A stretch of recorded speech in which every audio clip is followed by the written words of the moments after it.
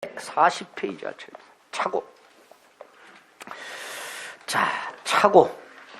어떤 게 중요한지 또 머릿속으로 싹 스크린 해봅니다.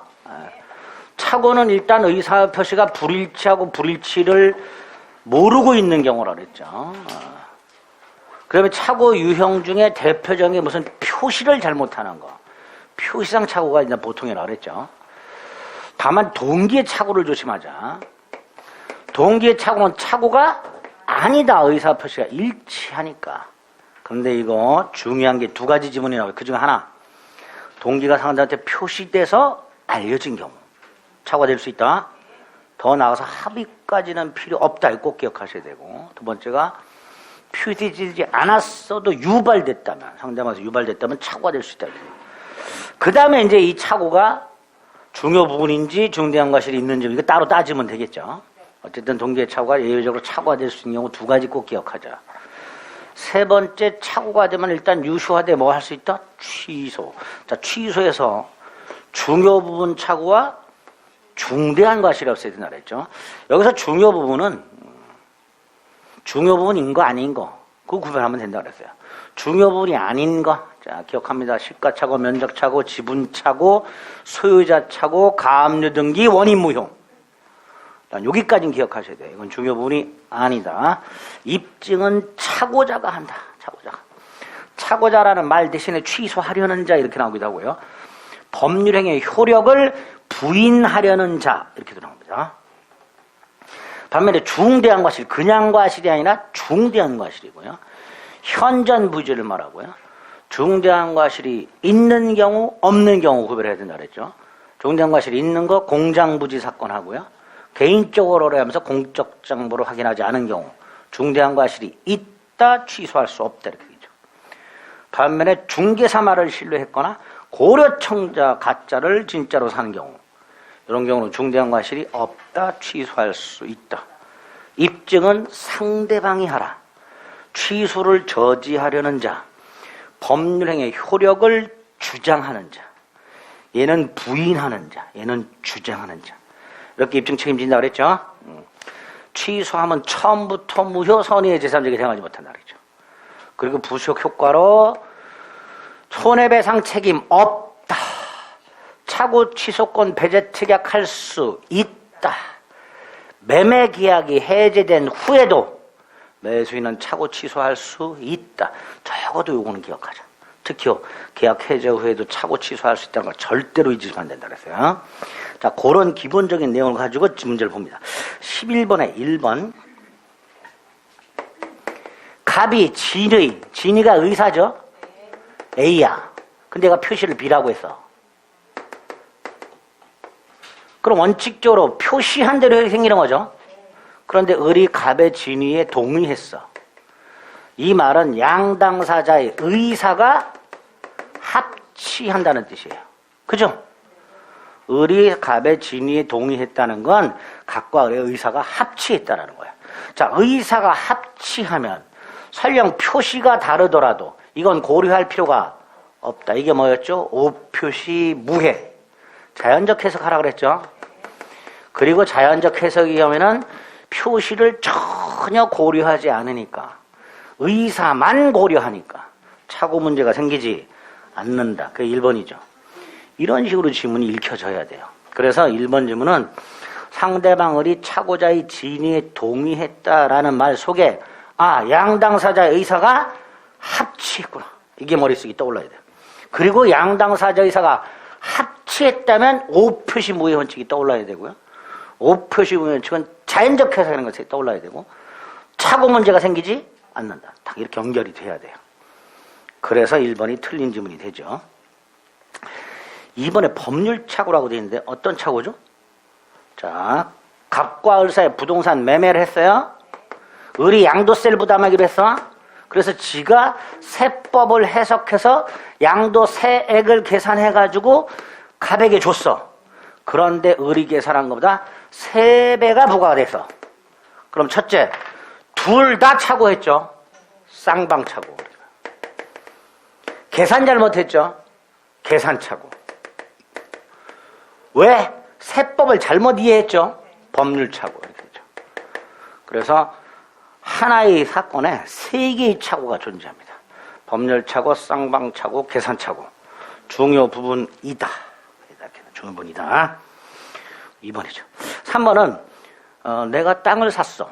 농진주락을 사서 대부분이 경작 불가능한 하천부지야. 목적물의 성질의 착오라고 해요.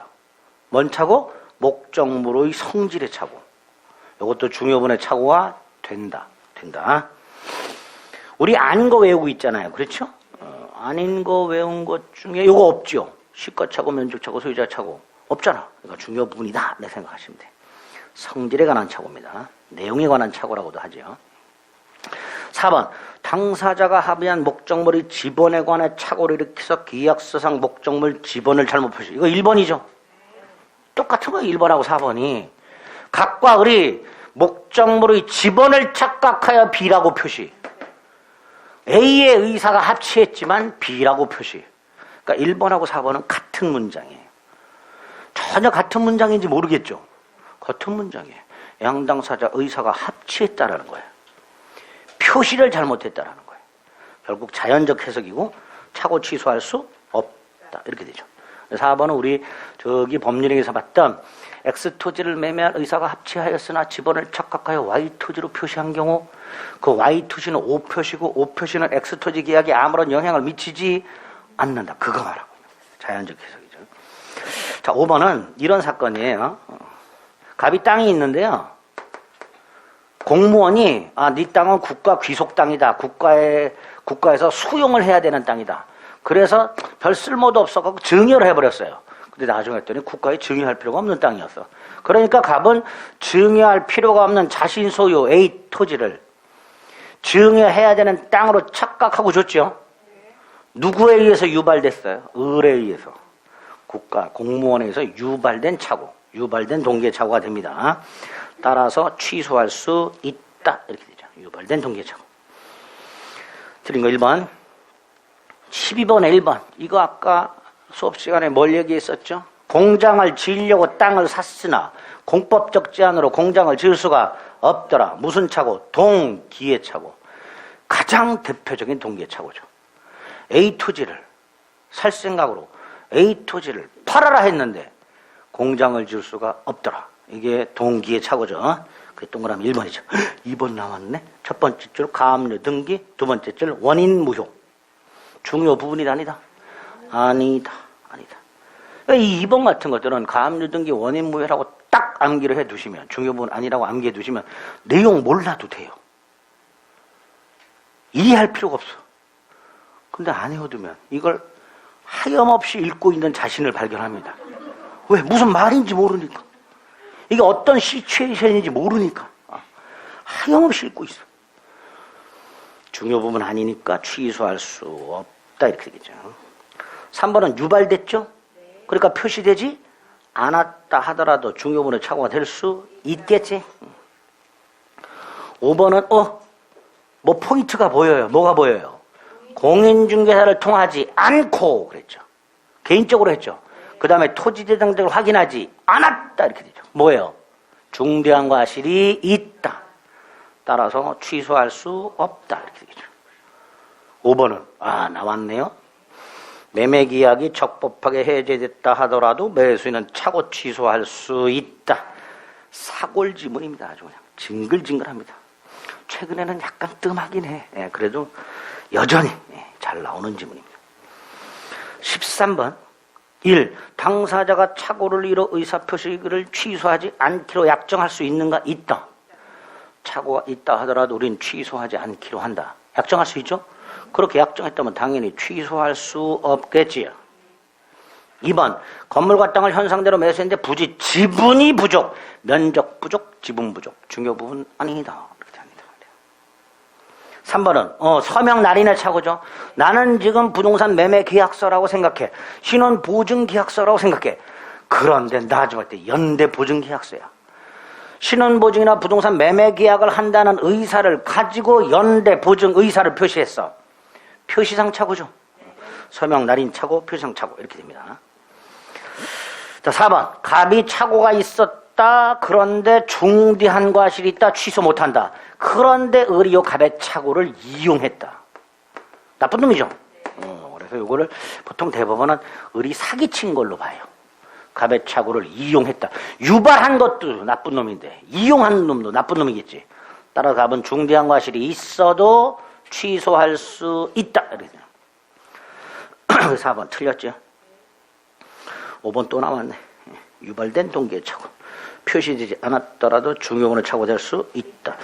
12번에 3번하고 토시 하나 틀리지 않고 똑같죠. 네, 거의 그래요.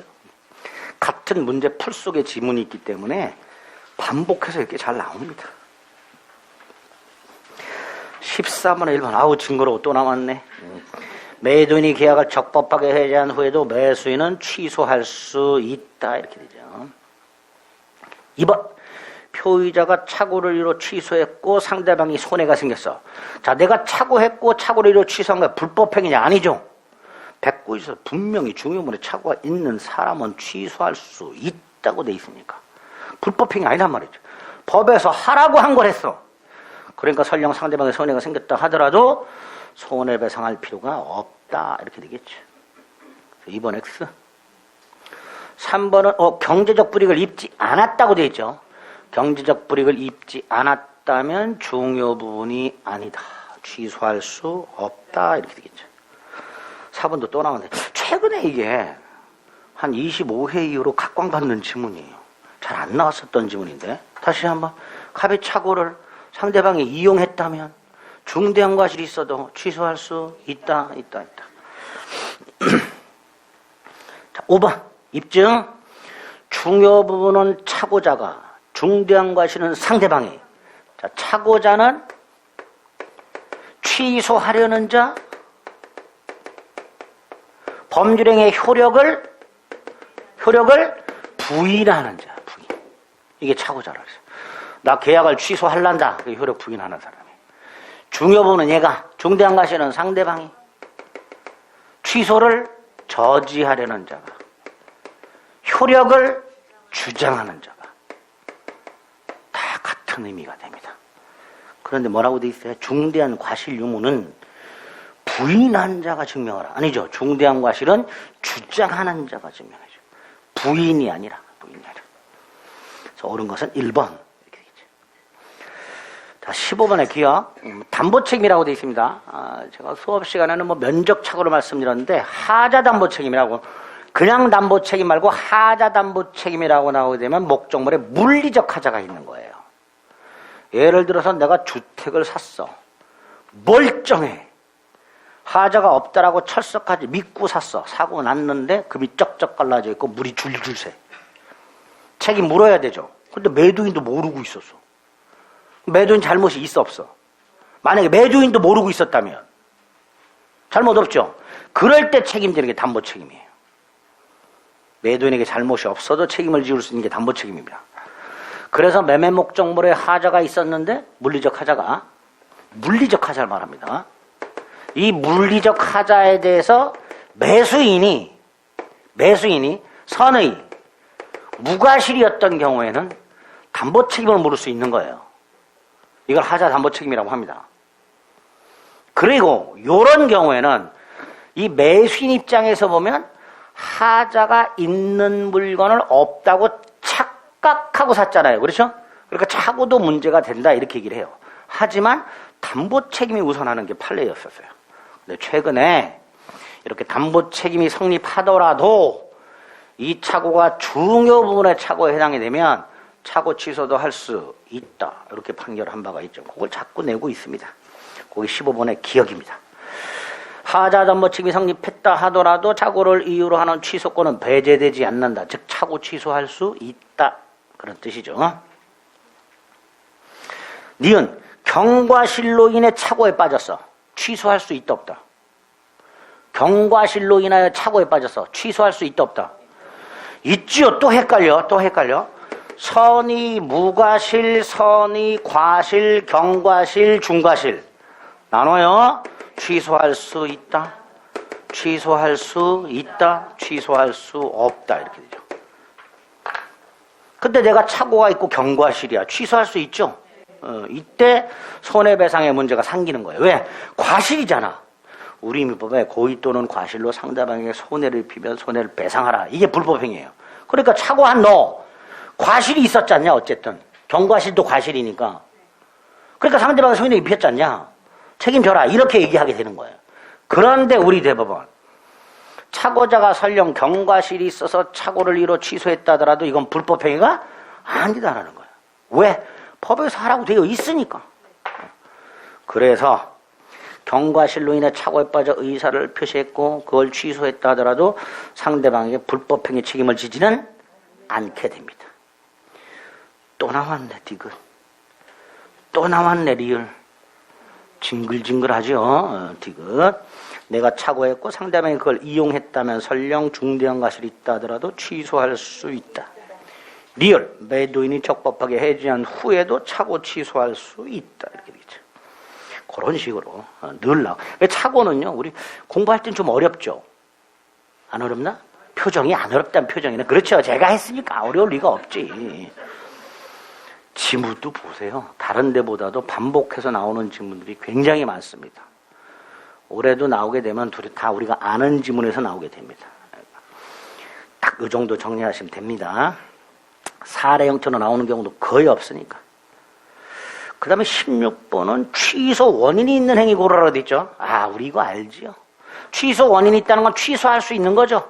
뭐? 재척사강. 다음 주에 할 건데 미리 알죠. 우리 제한능력자의 행위, 착오에 의한 행위, 사기, 강박에 의한 행위. 고르면 돼요. 4번. 그죠? 얼마나 쉬워. 나머지는 다 무효 이렇게 되죠. 특히 2번에 불법 조건이 붙은 증여계획이라고 우리 민법 151조 1항에 보면요. 법률 행위에 반사회 질서적인 조건이 붙어 있으면 조건만 떼내서 무효가 되는 게 아니라 법률 행위 전체가 무효가 된다 그랬습니다. 그래서 불법 조건이 붙어 있는 증여 무효 이렇게 되죠. 갑이 을에게 2억을 증여하기로 해서 2억을 증여하기로 하는 계약 자체는 반사회 질서가 아니에요. 그런데 조건이 붙어서 이달 말일까지 병을 죽여주면 이렇게 오하지 마시고 뭐 그럴 수도 있지만 제가 예를 드는 게 좀 과격하긴 해. 그래도 불법 조건이 붙어 있죠. 증여도 무효. 조건만 무효가 되는 게 아니라 증여도 무효 이렇게 됩니다. 151조 기억하셔야 돼요. 자, 3번은 강행법규 위반한 매매라고 돼 있죠. 그런데 강행법규 중에 단속 규정을 위반했을 때는 처벌만 될 뿐 무효는 아니다 그랬죠. 그거 조심하시면 돼요. 다만 취소할 수 있는 걸 고르라 그랬으니까 4번 골라주시면 됩니다. 5번은 원시적 불능이니까 무효죠. 자, 이 정도고요. 그럼 이제 사기 강박. 사기 강박도 착오하고 비슷합니다. 사례 형태로 별로 나오진 않고요. 일단 사기 강박에 의한 의사표시는 첫째로 기억하실 게 의사하고 표시는 일치해야 된다는 거 잊지 마셔야 되죠.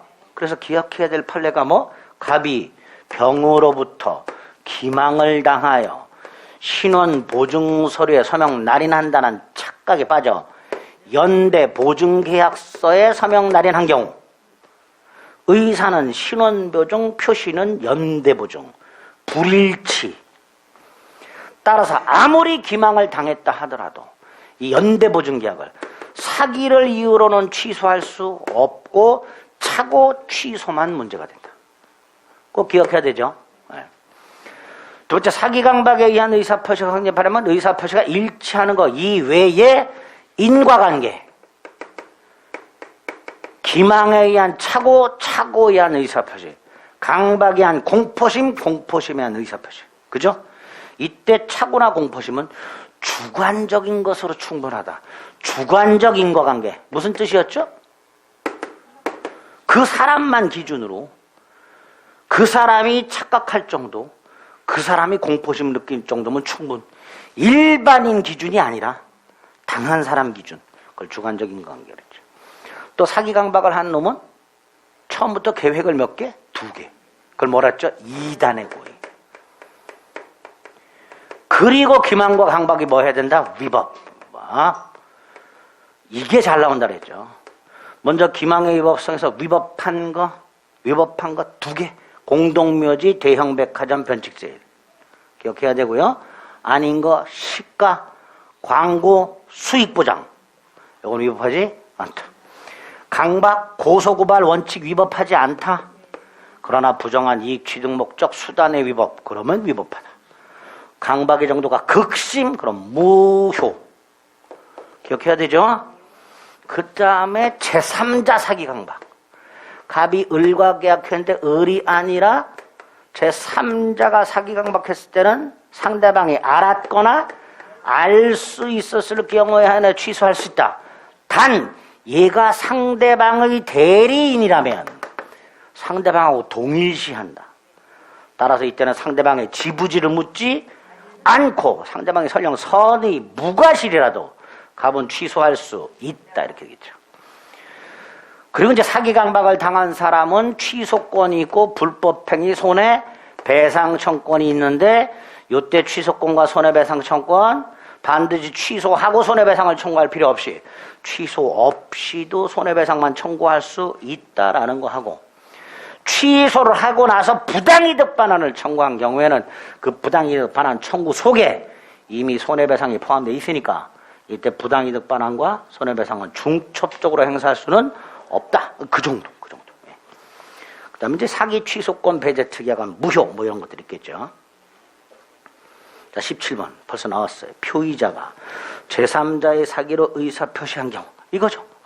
갑이 을과 계약을 했는데 제3자의 사기에서 의사를 표시한 경우 상대방이 알았거나 알 수 있었을 경우에 하나에 취소할 수 있죠. 그러니까 상대방이 그 사실을 과실 없이 알지 못한 때 선의 무과실이죠. 네, 이 경우에 취소할 수 있으니까 갑은 을이 선의 무과실이라면 갑은 취소할 수 없단 말이죠. 이게 원칙이에요. 야, 선의 무과실인 게 어딨냐, 자식. 앞에 있잖아. 과실 없이 알지 못한 이게 선의 무과실이지. 그죠? 2번 사기엔 의사표시 상대방의 포괄승계인. 자, 제3자가 있죠. 갑과 을이 계약을 했어. 그런데 갑이 예를 들어서 사기를 이유로 취소했어. 취소해도 누구한테는 대항을 못한다. 선의의 제3자. 여기서 일단 제3자는요. 당사자 및 포괄승계인 제외해야 된다 그랬죠. 그러니까 상속인은 제3자가 아니다. 이렇게 되겠죠. 상대방 포괄승계인이라고 돼 있잖아요. 상속인을 말하는 거고 이 상속인은 선의 제3자에 포함되지 않는다. 당사자 및 포괄승계인은 제외해야 된다. 기본적으로. 3번 나왔네요. 이거 제3자의 기망에 의하여 신원 보증서에 서명 날인한다는 착각이 빠져 연대 보증서에 서명 날인한 경우 사기 취소할 수는 없다. 사기 취소할 수는 없다. 3번 X. 4번은 쭉 읽다 보니까 두 번째 절 시가 허위 고지가 있네요. 이건 위법이 아니다. 따라서 사기를 이유로 취소할 수는 없다. 이렇게 되고요. 5번. 자, 갑의 대리인. 사람 조심하세요. 갑의 대리인 을, 병인데 이렇게 기망을 했네요. 그죠? 갑의 대리인 을의 사기로 을에게 매수 이사를 피하시는 병이라고 되어 있으니까 그림이 이렇게 되어 있잖아요. 얘가 본인이고요. 얘가 대리인이야. 그러니까 상대방인데 병이 갑이 아닌 을로부터 사기를 당했어요. 이때 이 을의 사기는 누구 사기하고 동일시? 갑이 사기칭하고 똑같은 거예요. 그러니까 갑의 지부지를 묻지 않고 병은 뭐 할 수 있다? 취소할 수 있다. 병의 입장에서는 상대방과 동일시할 수 있는 자의 사기입니다. 그래서 병은 갑이 그 사실을 알지 못한 경우에도 취소할 수 있다. 답이 되죠. 이렇게 고르시면 돼요. 겁나 쉽지요? 18번. 공동묘지 나왔네. 예. 이것도 제3자한테 속은 거야. 또 이 공동묘지도 또. 여기 병이 갑에게 야, 내가 아파트 하나 분양하는 거 보고 왔는데 끝내주더라 말이지. 어느 정도 끝내줘. 야, 뒷베란다를 열었더니 고향의 냄새가 물씬. 고향을 그리워하던 애가 가보지도 않고 덜렁 샀어. 뒤부터 갔지요. 쫙 열었더니 고향의 냄새가 공동묘지가 막 이렇게. 열받았겠죠. 그래서 병한테 가고 너 때문에 손해가 막심하다 이 자식아. 손해를 배상해라. 그랬더니 병이 야 너 분양계약 취소 안 했다며. 왜 안 했어? 살다 보니까 고향의 냄새도 나고 그래서 그럼 취소 안 했으니까 너 손해 없는 거 아니냐. 너 손해 없으니까 취소 안 한 거 아니냐. 나 손해배상 못한다. 뭐 요따구로 주장을 한 거예요. 사건 자체가. 그럴 때 우리 대법원이 얘가 취소 안 할 수도 있지. 손해는 배상해야지. 그래서 취소하지 않고도 손해배상 청구할 수 있다라는 판례가 여기서 같이 나온 거예요. 공동묘지에서. 그런 사건이 1번 아파트 인근 공동묘지가 조성됐다는 사실을 고지하지 아니한 경우 고지해야 되는데 안 했어. 침묵 또는 부작위. 위법한 기망이 된다.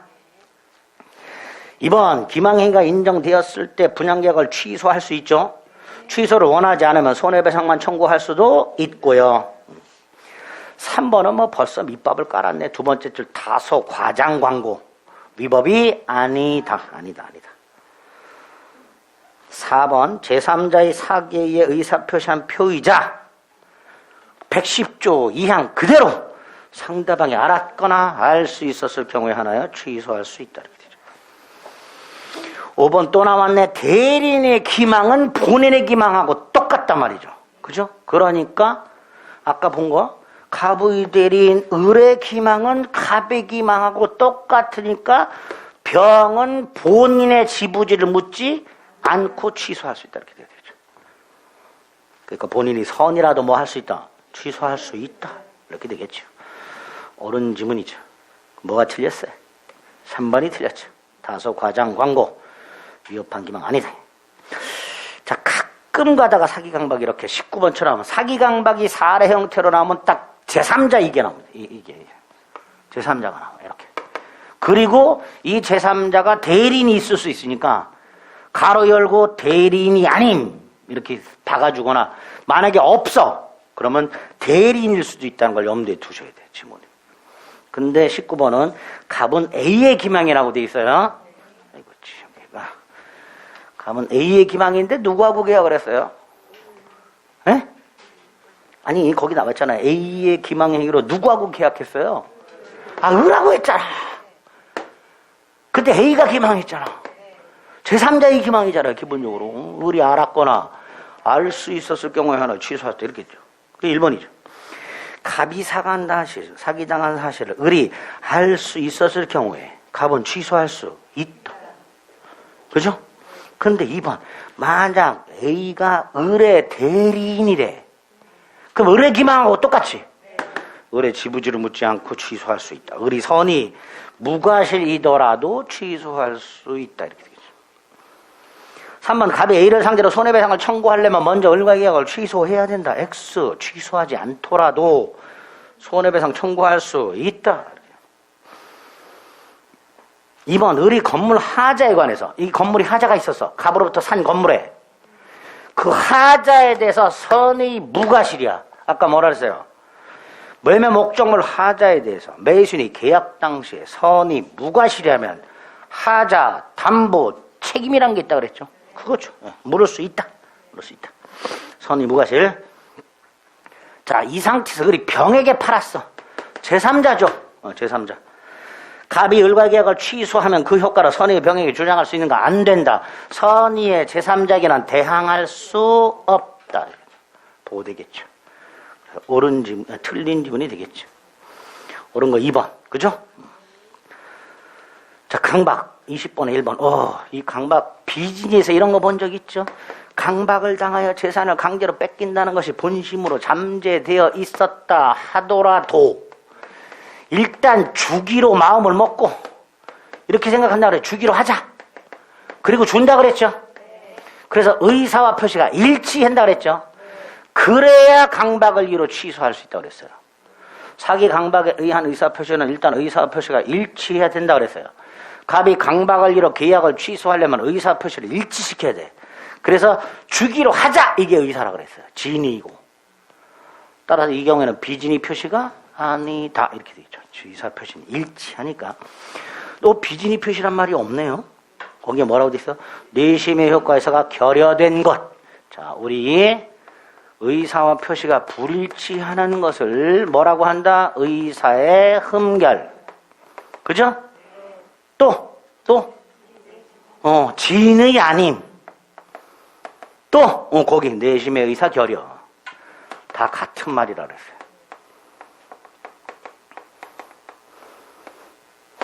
다 같은 말. 그런데 지금 이 경우에는 의사표시가 일치하니까, 그죠? 불일치라 할 수 없다. 이렇게 되는 거죠. 뇌심에서 결여되었다고 할 수는 없다. 이렇게 표현이 나오게 됩니다. 같은 말입니다. 1번 옳은 지문이죠. 2번, 또 반사일지에서 나왔죠. 반사일지생이 아닌가? 우리 외운 게 있죠. 그 중에 적어도 3개는 기억나야지. 강제집행을 면할 목적의 허위에 근저당권 설정하는 행위 또 하나 이거. 법률행위 성립 과정에 강박이라는 불법적 방법이 사용된 경우. 세금 회피 목적의 다운계약서 작성 행위. 적어도 3개는 기억하고 계셔야 되죠. 그죠? 그거 또 나왔어. 잊혀질만 하면 또 튀어나오고 또 튀어나오고 그러죠. 3번 제3자의 강박에 의해 의사표시했을 때 상대방이 알았네? 알았거나 알 수 있어. 둘 중에 하나면 취소할 수 있어. 알았어. 취소할 수 있다. 4번 박탈됐네? 무효. 5번은 두 번째 줄 보니까 수단으로 부적당이라고 돼 있죠. 해악의 고지가 수단으로 부적당하대. 뭐가 떠올라? 사심이. 그러면 위법성이 인정된다. 이렇게. 5번 틀렸죠? 네. 21번 1번은 소송행위라고 돼 있죠. 국가기관을 상대로 하는 공법상 행위고요. 원칙적으로 민법상 의사표시 규정은 적용이 안 됩니다. 취소 못합니다. 2번 대리인의 기망. 다시 병이 갑의 대리인 을로부터 기망을 당했어. 본인의 지부지를 묻지 않고 취소할 수 있다. 2번 틀렸죠? 본인이 선이라 하더라도 취소할 수 있다. 이렇게 돼요. 3번 박탈 무효. 4번 시가목비 위법한 기망 아니야. 5번 취소하지 않고도 불법행위 손해배상 책임 물을 수 있다. 이렇게 되죠. 겁나 쉽다 진짜. 도대체. 22번에 1번. 자, 싸그리 모아놨네요. 싸그리 모아놓은 건 아니구나. 비질이 표시 원칙적으로 표시한 대로 유효. 1번 틀렸죠. 다만 상대방이 표의자의 지인이 아님을 알았거나 알 수 있었을 경우에 하나여 무효가 된다 그랬습니다. 2번 111조 2항 의사표시자가 그 통지를 발송한 후 죽거나 발송한 후 제한능력자가 돼서, 여기서 제한능력자가 됐다는 건 의사표시를 발송하고 미성년자가 됐다는 말이 아니죠. 미성년자가 될 수는 없으니까. 한정 후견이 개시가 되거나 성년 후견이 개시가 됐다 이런 뜻이에요. 그렇다 하더라도 의사표시는 도탈하고 효력이 생기죠. 그런 의사표시 효력에는 영향을 미치지 않는다 이렇게 되죠. 3번은 111조 1항 상대방이 있는 의사표시는 원칙적으로 도달한 때 효력이 생긴다. 도달이란 건 상대방이 마음만 먹으면 알 수 있는 상태. 상대방이 내용을 알았을 필요 없죠. 직접 수령할 필요 없죠. 동거가족이 수령한 경우에도 도달이다 그랬습니다. 4번 공시송달 과실 없이 상대방을 알지 못한 경우 공시송달 할 수 있다. 5번은 보통 우편이네요.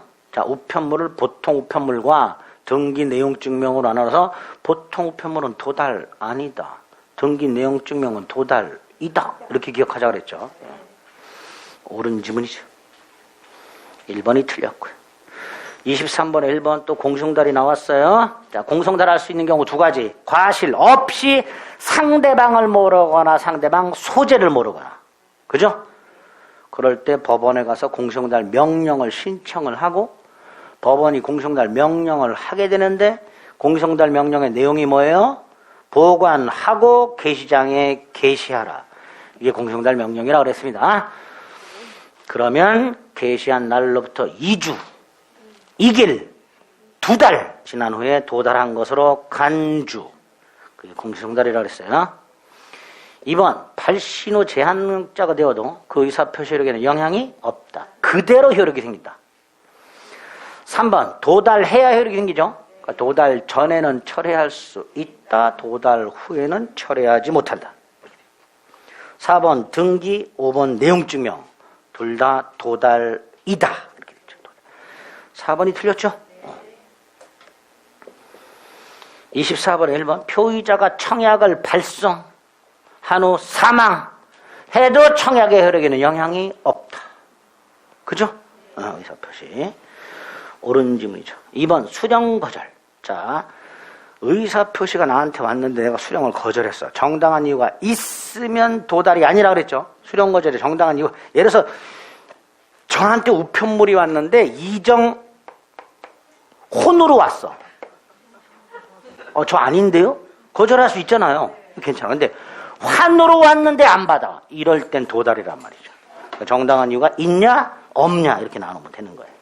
거기서 상대방이 정당한 이유 없이 거절했죠. 그럼 도달이죠. 도달한 때 효력이 생기죠. 근데 도달한 때라고 안 돼 있고 뭐라고 돼 있어요? 알 수 있는 상태라고 돼 있죠. 이게 뭐예요? 도달이죠. 그래서 거기 통지 내용을 알 수 있는 객관적 상태, 이걸 두 글자로 도달 이렇게 하면 돼요. 도달한 때 효력이 생긴다.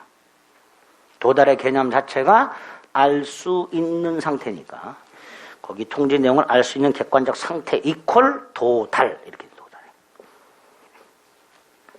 3번 키워드가 보여요. 내용 증명 도달이죠. 4번 발송 후 제한 능력자가 됐죠. 의사표시력에 영향이 없죠. 뒤에 있는 게 다 쓸데없는 거죠. 법정 대리인이 통지사 잘 알기 전에는 효력이 없다. 다 쫙 찌고 그 의사표시는 그대로 효력이 있다. 이렇게 돼야 되죠. 5번. 두 번째 절 정당한 사유 없이 거절했네요. 그렇죠? 도달이죠. 정당한 사유 없이 거절했으니까 도달. 하나 남았네. 25번. 갑은 을과 체결한 매매계약에 대한 적법한 해제 의사표시를 내용 증명으로 발송했다. 그런데 갑이 발송하고 죽었다. 괜찮다. 갑이 죽은 게 괜찮은 게 아니고요. 의사표시가 괜찮다요. 그 의사표시는 효력이 생긴다. 의사표시력은 영향을 받지 않는다. 2번. 을이 갑의 해제 의사 내용을 알아야가 아니라 알 수 있는 상태이면 효력이 생기죠. 3번 내용 증명 도달 후에는 철회할 수 없다.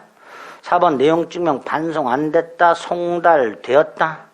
5번 갑의 내용 증명이 을에게 도달한 후에 을이 성년 후견의 계시가 됐다. 그러니까 도달한 때는 멀쩡했죠. 의사표시는 그대로 효력이 생긴다. 이렇게 되겠죠. 5번이 될 겁니다.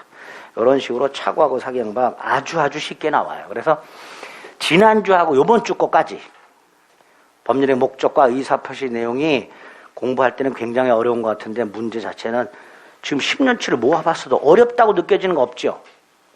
다만 뭐 또 쉽잖아. 라고 생각하자. 라고 쉽다고 자꾸 자기 안 그러면요 뒤에 가면요 징글징글하게 어려운 것들이 많이 나와요. 그럼 뒤에 가면 어떡하려고. 이 정도는 자꾸 반복해서 맞춰줘야 돼요. 아시겠죠? 자, 대리가 있는데 대리를 보면요 어디야? 13번까지가 그냥 대리 전체적으로 물어보는 거예요. 여기 들여다보면 뭐 복대리 지문도 가끔 들어가 있고 무권대리나 표현대리 지문도 가끔 들어가 있어요. 이렇게 대리 전체를 물어보는 문제가 보통 한 문제 이상 나옵니다. 근데 복대리 있고 표현대리 있는데 표현대리 넘어서 17번부터가 또 무권대리예요. 쫙 26번까지가 무권대리예요. 아하, 대리 전체적인 문제 하나, 무권대리 문제 하나 나오는구나. 기본적으로. 무권대리가 혹 안 나오면 표현대리가 나오는구나. 결국 표현대리도 무권대리니까 대리 일반적인 거 한 문제, 무권대리 한 문제는 꼭 나오는구나 라고 생각하고 접근하셔야 돼요. 아시겠죠?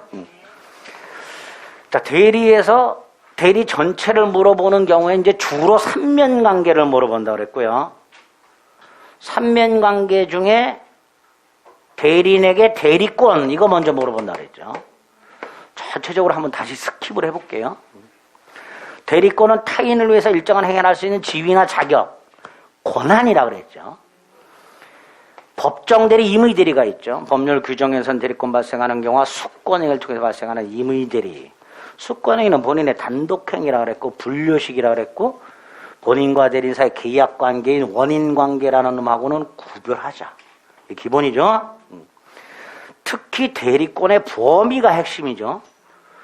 1번 능동 대리권의 범위 속에 수동 수령 대리권이 들어간다. 이건 기본이고 그와 관련된 구체적 판례 계약 체결 대리권 체결 플러스 수령 계약 체결 및 이행에 관한 포괄적 대리권 체결 수령 연기 대금 연급제 그죠? 해제는 안 된다 그랬죠. 대여금 영수 권한 속에 연기는 되지만 면제는 안 된다. 예금계약 체결 대리권 속에 대출 권한은 없다. 경매 신청 대리권 속에 채권자의 경매 신청 취하에 동의해 줄 권한은 없다 이렇겠죠. 그리고 118조 무제한적인 보존행위와 일정한 범위 내의 이용 계량행위 처분행위는 못한다. 보존행위 가옥의 수선 미등기 부동산의 등기 안 되는 거 예금을 주식과 사채로 요 정도는 기억하자. 이게 118조. 제한 대리인이 여러 있다 원칙학자들이 이 조문만 조심하자. 자기약 쌍방들의 원칙적으로 금지가 된다. 예외 본인 승낙 채무 이행 자기약 쌍방들이 할 수 있다. 둘 다 위반하면 무권대리 이렇게. 갑이 을에게 땅을 팔아달라. 을이 땅을 팔았고 대금을 수령했다. 그런데 그 돈을 횡령했다. 그래도 원칙적으로 갑에게는 효력이 있다. 단 을의 횡령 의도, 배임적 의도로 상대방이 알았거나 알 수 있었다면 무효가 된다. 비진의 표시정을 유추 적용해서 이렇게 되죠. 대리권 소멸 사유 본사 대사성파 본인 사망 대리인 사망 성년 후견에게 18살 임의 대리 특이한 소멸 사유 원인 관계의 종료 수권행의 철회 딱 이렇게 외우시는 거예요. 자꾸 반복해서 다 외웠죠?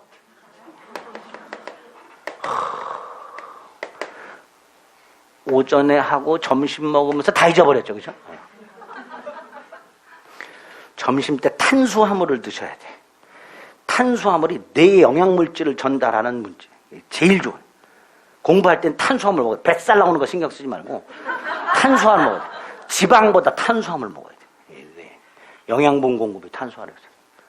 대리행위 방식 어떻게 하라고요? 본인을 위한 것임을 표시. 능동은 대리인이 표시, 수동은 상대방이 표시. 본인의 이익을 위한다는 뜻은 아니고 불려식, 위임장 제시 등을 통해서 얼마든지 현명할 수 있다. 그죠? 안 하면 대리인 자신의 행위로 본다. 단 상대방이 알았거나 알 수 있었다면 대리 행위가 된다. 하자는 대리인 기준으로 판단해라. 사기 강박을 당했는지 착오가 있었는지 적극가담 했는지 다 누굴 기준? 대리인 기준. 다만 본인 기준 하는 게 116조이야. 지시를 한 경우 본인은 자신이 알았거나 알 수 있었던 사정, 안 사정, 과실로 알지 못한 사정 이렇게 말하죠. 대리인의 부지를 주장하지 못한다. 또 하나가 궁박은 누굴 기준? 본인 기준. 세 번째가 대리인의 능력. 대리인은 의사 능력은 있어야 되지만 행위 능력은 필요가 없다. 요 정도. 이게 삼명관계에서 나올 수 있는 지문 다예요. 예? 그리고 복대리, 무권대리가 한두 지문 나오겠죠. 그 정도 살펴보겠습니다. 49페이지 1번에 1번. 아니, 복대리가 나왔네. 첫 번째 지문부터 복대리가 나왔어. 복대리는 갑이 을에게 땅을 팔아달라고 부탁, 을이 또다시 병에게 부탁. 그래서 병이 갑소유 A 토지를 매매. 그죠? 그래서 대리인의 부탁을 받은 본인의 대리인의 부탁을 받은 본인의 대리인. 동그라미 1번. 그 권한 내에서 누구의 이름으로 해야 돼? 네, 본인이. 이게 대리행위니까 갑의 이름으로 해야죠. 갑의 이름. 대리인의 대리인이 아니라 본인의 대리인이니까 본인의 이름으로 해야죠. 1번 틀렸죠? 자, 2번은 118조. 수권행위로 권한을 정하지 않은 경우. 그러면 118조. 무제한적인 보존행위와 일정한 범위 내의 이용, 계량행위 이렇게 되죠. 그 일정한 범위가 뭐예요? 대리의 목적인 물건이나 권리의 성질이 변하지 않는 범위 내의 이용행위 이렇게 되죠. 자, 3번. 대리는 권한 내에서 사자, 심부름권 이용할 수 있어요? 없어요? 있죠. 갑이 이렇게 땅을 팔아달라고 부탁을 했을 때 을이 신부름꾼한테 뭐 좀 떼어와라, 뭐 좀 발급받아와라, 충분히 신부름꾼 시킬 수 있죠. 이 사자하고 이 복대리하고 같은 놈 다른 놈? 다른 놈이죠. 얘는 결정 권한이 없어요. 얘는 결정 권한이 있어요. 얘도 대리인이야. 그러니까 사자를 사용할 수 있는데 이 사자에다가 복대리 적용하면 돼요? 안 돼요? 안 되지. 전혀 다른 놈인데. 얘는 결정을 스스로 해. 얘는 안 해. 그러니까 적용하면 안 되겠죠. 4번 대리인에 대해서 성년 후견이 게시가 됐다. 자, 127조 본사 대사성파 대리인의 성년 후견이 게시가 됐으니까 대리권은 소멸. 5번 조문 그대로 원칙 각자 대리. 그죠? 수권행위나 법률에 정함이 없으면 무슨 대리? 각자 대리. 각자 대리. 틀린 거 1번. 2번. 자, 또 복대리 나왔네. 자, 이거 복대리 조문 암기하시자 그랬어요. 120조, 121조. 임의 대리는 원칙대로 복대리를 선임할 수가 없다. 단 본인의 승낙이나 부득이한 사유가 있을 때 선임할 수 있다. 그리고 무슨 책임? 선임 감독상 과실 책임을 진다. 동그라미 1번이죠. 본인 승낙을 얻어 복대리를 선임했을 때 본인에 대해서 선임 감독에 관한 책임이 있다. 이렇게 되죠. 그럼 2번은 뭐죠? 자, 아까 118조 대리권의 범위가 불분명한 임의 대리인 무제한적인 보존행위 할 수 있다 그랬죠. 두 개 기억하자 그랬죠. 가옥의 수선과 본인의 미등기 부동산을 뭐 하는 거? 보존 등기하는 거. 보존행위라고 그랬죠. 그러니까 임의 대리인은 본인 소유 미등기 부동산 보존 등기를 하려면 별도의 수권이 필요가 없다. 118조에서 할 수 있다고 돼 있으니까 별도의 수권이 없어도 되죠. 자, 3번은 이 복대리에 관해서 을이 대리권이 소멸했어. 을이 갑일에게 담보대출 권한을 줬어요. A 토지 서류를 주면서 담보대출을 받아오라 그랬어. 근데 안 해, 얘가. 그래서 갑이 야, 너 하지 마 그랬어. 야, 너 하지 마. 하지 마가 뭐예요? 수권행위 철회. 담보대출 받아와. 수권행위. 하지 마. 수권행위 철회. 그럼 대리권 소멸했죠. 문제는 얘가 서류를 회수를 안 했어. 그래서 우리 그 서류를 가지고 병에게 다시 부탁했어. 그래서 병이 대출을 받아왔어. 자, 이때 병이 대출을 받아오는 행위. 유권대리, 무권대리. 무권이죠. 이미 을의 대리권은 소멸한 상태니까 무권대리야. 다만 얘가 서류를 서류를 회수 안 했으니까 요 상대방 입장에서는 갑이 준 서류를 확인했겠죠. 대리권이 있는 것처럼 보이겠지. 이런 걸 표현대리라고 해요. 그래서 우리 대법원이 대리권이 소멸한 후에 복대리를 선임하고 그 복대리인이 행위한 경우 권한 소멸 후에 표현대리가 성립한다. 129조. 권한 소멸 후에 표현대리. 그게 3번이에요. 기억을 해두세요. 다음 주에 이건 할 겁니다. 따로 대리인이 기계적으로 대리인이 대리권 소멸 후 복대리인 선임 딱 이렇게 나오면 권한 소멸 후의 표현대리 딱 이렇게 정리하는 거예요. 됐죠? 자, 4번 3, 4번이 다 표현대리 문제네. 다음 주 할 거니까 들어주세요. 4번은 125조 대리권 수여의 표시에 의한 표현대리를 말합니다.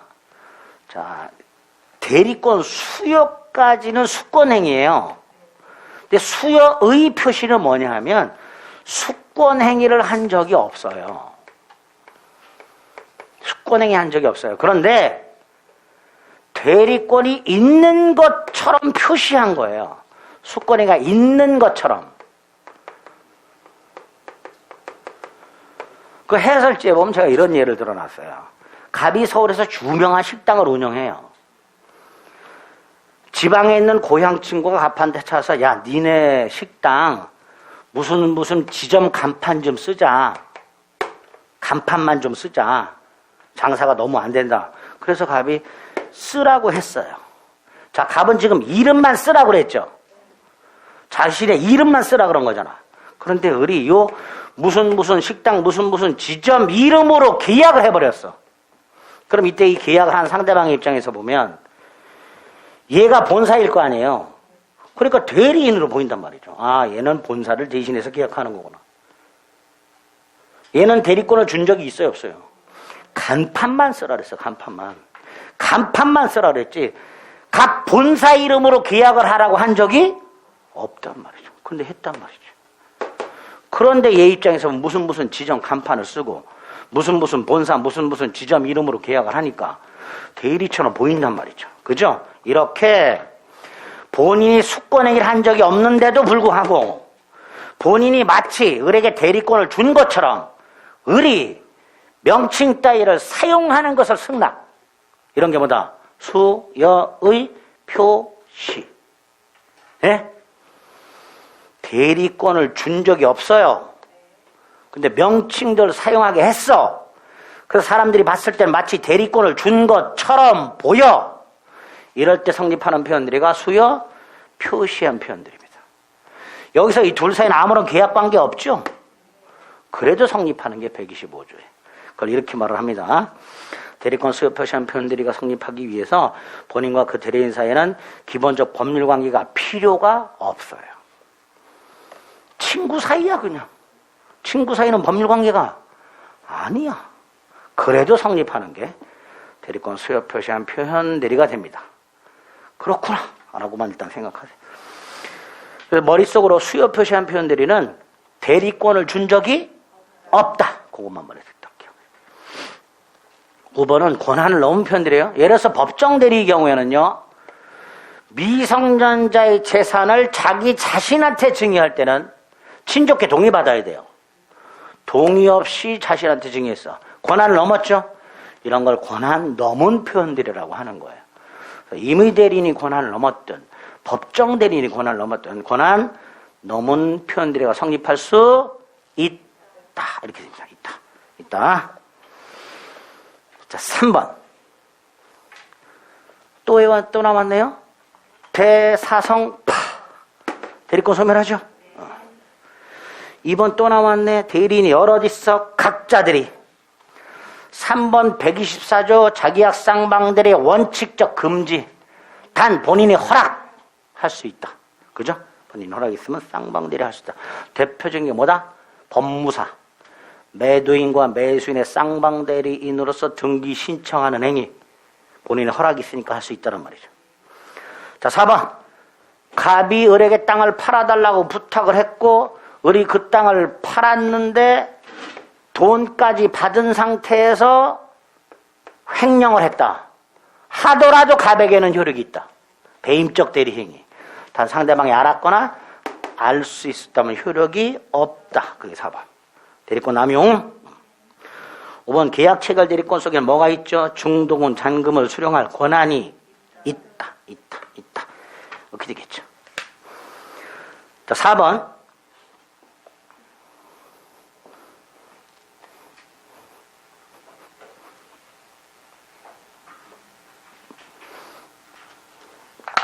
갑이 을에게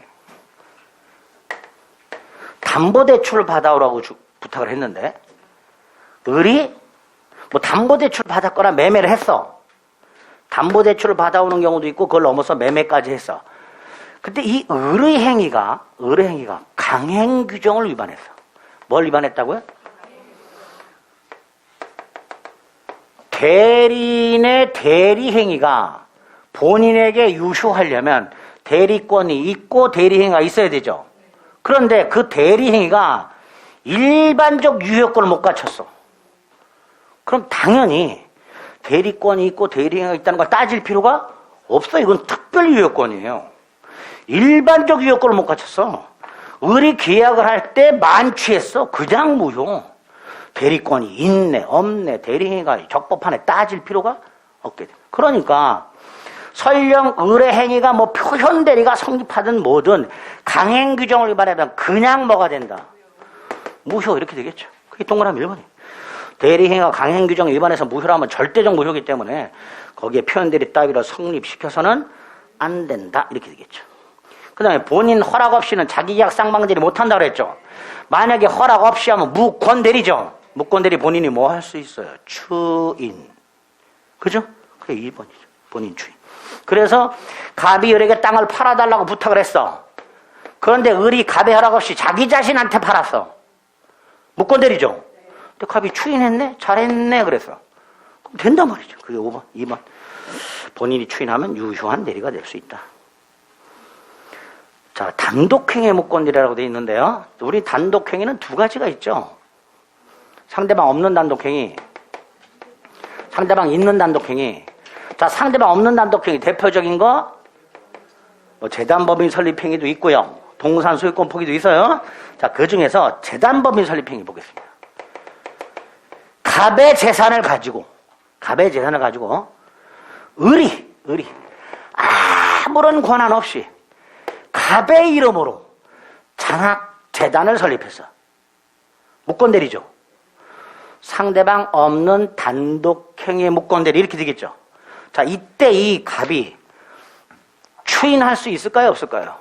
잘했네 뭐 이래가면서 아유 그렇잖아 나는 장학재단 설립할 생각이었는데 잘했네. 추인할 수 있다 없다? 절대로 안 됩니다. 상대방 없는 단독행위 무권대리는 절대적이고 확정적 무효입니다. 이유는 우리 민법이 136조에서 요것만 규정해놨어요. 상대방 있는 단독행위 무권대리만 추인할 수 있도록 규정을 해놨어요. 따라서 반대로 상대방 없는 단독행위 무권대리는 절대적이고 확정적 무효여서 본인은 추인할 수 없다. 예로 기억해 두세요. 재단법인 설립행위가 무권대리인 경우 본인은 추인할 수 있다. 땡. 안 됩니다. 반면에 상대방이 있는 거 가장 대표적인 게 뭐예요? 갑이 이렇게 계약 체결대리권을 줬어요. 이때 그 체결된 계약을 해지할 권한이 있다 없다? 계약 체결되는 것 속에 체결된 계약을 해지할 권한이 있다 없다? 없다 그랬죠. 그럼 얘는 해제권이 없어요. 그럼 해제하면 돼 안 돼? 안 되잖아. 그럼 지가 해제해버려. 무권대리죠. 상대방 있는 단독형의 무권대리 이렇게 돼요. 두 번째, 얘 해제 권한 없잖아요. 그러니까 병이 만약에 을에게 계약을 해지한다. 을 수령하면 돼 안 돼요? 내용 증명이 왔어. 병으로부터. 해제된다고 돼 있어. 이거 을 수령하면 돼 안 돼? 안 되죠. 왜? 능동 대리권이 없으니 수동 수령 대리권도 없어. 근데 수령했네? 무슨 대리? 무권 대리. 이렇게 해제와 같은 상대방 있는 단독행위는 을이 해제 권한이 없이 해제를 하거나 능동 해제 권한이 없으니까 상대방 해제 의사표시를 수령해서는 안 되는데 수령하거나 수동 두 개의 무권들이 형태가 있게 됩니다. 이게 136조입니다. 우리 민법 136조가 상대방 있는 단독행위에 능동대리의 무권대리와 수동대리의 무권대리를 규정해 놓고 여기에다가 본인은 뭐 할 수 있도록 추인 할 수 있도록 해놨습니다. 그게 136조입니다. 자, 그러면 3번 상대방 없는 단독행위 무권대리라고 했죠. 본인 절대로 추인할 수 없고요. 확정적 무효가 됩니다. 확정적 무효. 4번은 대리인이 자기 이익을 위한 배임적 의사 돈 받아서 횡령했다 그러면 돼요. 근데 상대방이 알았네. 그럼 본인에게 효력이 있다 없다? 없다. 본인은 책임이 없다. 자, 5번 아까 이거 어디 갔어? 그것만 또 지웠네. 예. 대리권의 범위를 알 수 없는 임의 대리인 뭐 할 수 있다? 보존 등기. 가구의 수선이라든가 보존 등기 할 수 다 나오는 게 나오게 됩니다. 틀린 거 3번. 됐죠? 5번부터는 조금 쉬었다가 보겠습니다.